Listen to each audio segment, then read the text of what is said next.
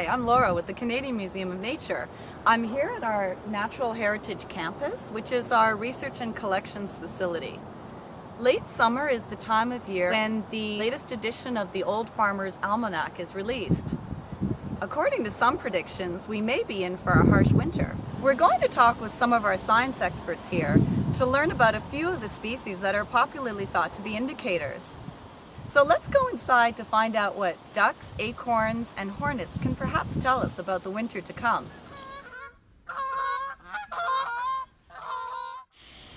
Hi, Michelle. Hello. I've got a question for you. Yeah. Is it true that ducks and geese migrate according to the upcoming winter weather? First of all, when you're talking about ducks and geese, you're talking about 30 different species. And some of them come from very far north, others are breeding around here. Every single species has its own pattern of migration. Some of them migrate according to the daylight, others migrate according to the weather, mostly when the water is freezing. So this guy here, he's an example of someone who is weather dependent. Yeah. The Canada goose. Yeah, because they breed everywhere in the country, more or less, so they migrate according to the weather of that part of the country. Well, according to you, no reason to suspect that they might be leaving earlier and that we might be in for a really hard winter? Well, if they're leaving early, it's because the winter is actually here. Hi, Paul. Hi, Laura.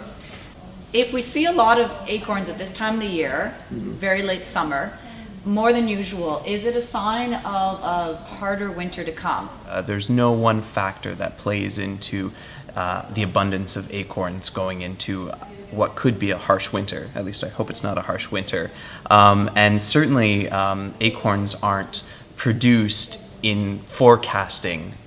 They're not produced because the trees think there's going to be a tough winter. It's really talking about the factors that went into making the acorns, so the seasons and the years preceding a bumper crop of acorns, than anything that has to do with the future. So no, I don't believe necessarily that the acorns can tell us there's a harsh winter. Well, that's very interesting. Thanks so much. Thank you. So, Bob, I just have to ask, have you heard the folklore about the height of the nest indicating the severity of winter we could expect? No, I hadn't heard of that beforehand. I don't think there's much substance to it.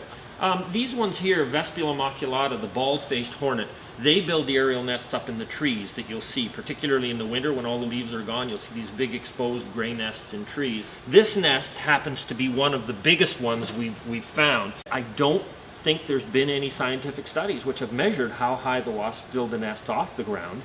Usually they're somewhere between 15 and 20 feet up, just enough to get up out of the way and underneath the cover of the tree canopy so that they're protected from the elements. But I know of no studies that's looked at that. So, you can make up all you want about these things. It's going to be a cold winter anyway, so it doesn't really matter.